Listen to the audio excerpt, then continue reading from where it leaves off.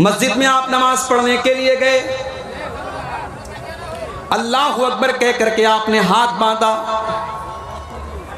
नमाज आप शुरू करने जा रहे हैं। अल्लाह के नबी फरमाते हैं सल्लू कमा रायतुमूनी उसल्ली, नमाज वैसे पढ़ो जैसे अपने नबी को तुमने नमाज पढ़ते हुए देखा है। जैसा तरीका नबी का था नमाज का, वैसे ही तरीके पर हमें नमाज पढ़नी है। अल्लाह के रसूल जब नमाज पढ़ते थे सीने पर हाथ बांधते थे, सबसे पहले दुआए सना पढ़ते थे, अल्लाहुम्मा बाइद बैनी पढ़ते थे, औज़ु बिल्लाह पढ़ते थे, बिस्मिल्लाह पढ़ते थे, सूरह फातिहा पढ़ते थे। आपने ये भी फरमाया बगैर सूरह फातिहा के कोई नमाज नहीं होती। आपने ये भी फरमाया जो सूरह फातिहा न पढ़े फहिया खिदाजुन फहिया खिदाजुन, उसकी नमाज अधूरी है, अधूरी है, अधूरी है, उसकी नमाज पूरी नहीं है, उसकी नमाज पूरी नहीं है। उसके बाद अल्लाह के नबी कोई और सूरत पढ़ते, फिर आप रुकू में जाते और रुकू में जाने के पहले आप रफा यदैन करते, अपने दोनों हाथों को उठाते कंधे तक।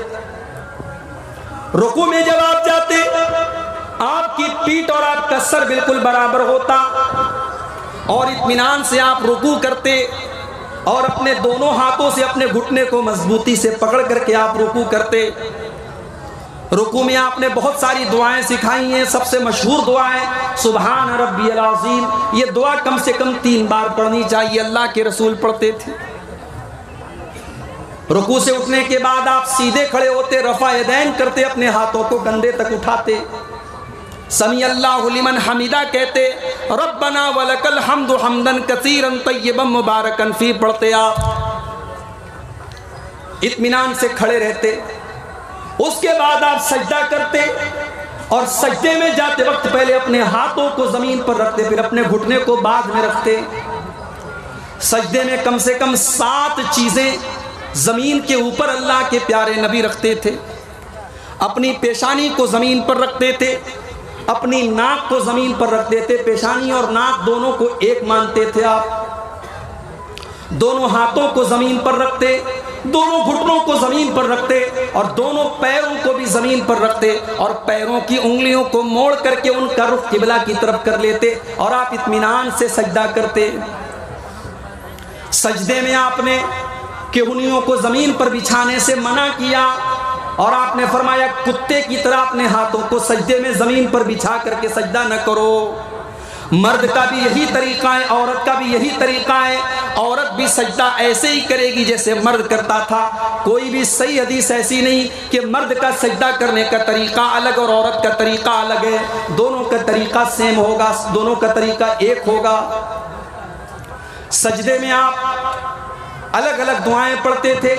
सुबहान रब्बियल आला भी पढ़ते थे, सुब्बूहुन कुद्दूसुन रब्बुल मलाइकति भी पढ़ते थे और भी दुआएं आप पढ़ते थे कम से कम 3 बार। सजदे से उठने के बाद इत्मीनान से आप बैठ जाते थे। अल्लाहुम्मा ग़फ़िरली वरहमनी वहदिनी वआफ़िनी वरज़ुक़नी, ये दुआ आप पढ़ते थे। फिर दूसरा सजदा करते थे। दूसरा सजदा करने के बाद इत्मीनान से आप बैठे रहते थे और फिर उठ करके आप दूसरी रकात के लिए आप उठते थे और जैसे आपने पहली रकात पढ़ी थी आप दूसरी रकात पढ़ते थे। अगर वो नमाज 3 रकात वाली या 4 रकात वाली होती थी, अल्लाह के प्यारे नबी 2 रकात पढ़ने के बाद अत्तहियात पढ़ते थे। और अत्तहियात में जो हदीस से जो चीज़ें साबित हैं कि अत्तहियात के शुरू से लेकर के सलाम फेरने तक आप अपनी उंगली को उठाए रहते थे। ये हमारे बहुत सारे भाइयों ने जो तरीका बना लिया है कि अशहदु अल्लाह के ऊपर उठाते हैं और इल्लल्लाह के ऊपर उंगली को नीचे कर देते हैं। माफ कीजिए, ये हदीस से साबित नहीं है। पूरे तशहुद में अत्तहियात आपने जब से शुरू की है, सलाम फेरने के टाइम तक आपकी उंगली ऐसे उठी रहेगी। बीच बीच में आप थोड़ा थोड़ा उंगली को हरकत देंगे। जब दरूद शरीफ पढ़ेंगे तब आप हरकत देंगे, दरूद शरीफ के बाद की दुआएं जब आप पढ़ेंगे तब आप हरकत देंगे। ये हरकत देना भी अल्लाह के रसूल सल्लल्लाहु अलैहि वसल्लम से साबित है। तीसरी रकात के लिए जब आप खड़े होते तो आप रफा यदैन करके अपने हाथों को सीने पर बांध लेते। तीसरी और चौथी रकात में आप सूरह फातिहा पढ़ते थे, कभी कभी कोई और सूरत भी पढ़ लेते थे, लेकिन आम तौर से सिर्फ सूरह फातिहा पढ़ते थे। और जब आप नमाज के आखिरी तशहुद में बैठते थे तो अपने बाएं पैर को आप दाहिने पैर के नीचे से निकाल के अपनी कमर के बल बैठा करते थे और अत्तहियात पढ़ते थे। अत्तहियात के बाद दरूद शरीफ पढ़ते थे। दरूद शरीफ के बाद आप मुख्तलिफ दुआएं पढ़ते थे। अल्लाहुम्मा इन्नी ज़लमतु नफ्सी वाली दुआ भी पढ़ते थे। अल्लाहुम्मा इन्नी अऊज़ु बिका मिन अज़ाबि जहन्नम वाली दुआ भी आप पढ़ते थे। उसके बाद आप अस्सलामु अलैकुम व रहमतुल्लाह, अस्सलामु अलैकुम व रहमतुल्लाह, दाहिनी और बाएं तरफ आप सलाम करते। ये है अल्लाह के रसूल की नमाज का तरीका।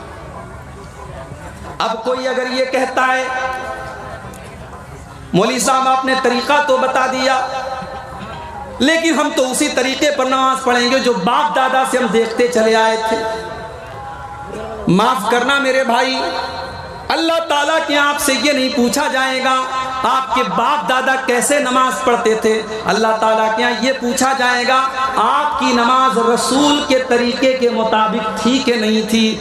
इसलिए कि अल्लाह ने ऐलान कर दिया लक़द कान लकुम फी रसूलिल्लाहि उस्वतुन हसना। ओ लोगो, जब मैंने अपने रसूल को तुम्हारे लिए नमूना बना करके भेजा है तो तुमने मेरे नबी के तरीके पर नमाज क्यों नहीं पढ़ी। एक सहाबी मस्जिद में आते हैं, 2 रकात नमाज पढ़ते हैं। नमाज पढ़ने के बाद वो अल्लाह के रसूल को आकर के सलाम करते हैं। अल्लाह के प्यारे नबी उनके सलाम का जवाब देते हैं और जवाब देने के बाद अल्लाह के नबी कहते हैं इरजे फसल्ली फ़इन्नका लम तुसल्ली, जाओ तुम फिर से नमाज पढ़ो, तुम्हारी नमाज नहीं हुई। सहाबी फिर से आते हैं, फिर से 2 रकात नमाज पढ़ते हैं, फिर आकर के अल्लाह के रसूल को सलाम का जवाब देते हैं। अल्लाह के रसूल सल्लल्लाहु अलैहि वसल्लम सलाम का जवाब देते हैं और कहते हैं जाओ फिर से नमाज पढ़ो, तुमने नमाज नहीं पढ़ी। जब 3 बार ऐसा हो जाता है, सहाबी अल्लाह के नबी से कहते हैं कि अल्लाह के नबी आप ही बता दीजिए कि नमाज कैसे पढ़ी जाए।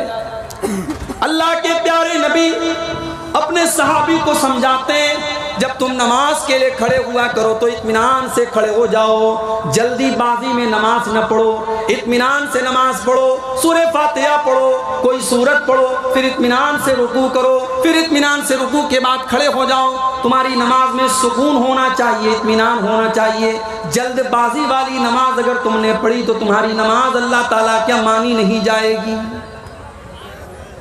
मेरे भाइयों, अपनी नमाजों का जायजा हम और आप ले लें कि हमारी नमाजें अल्लाह के रसूल के तरीके के मुताबिक हैं क्या।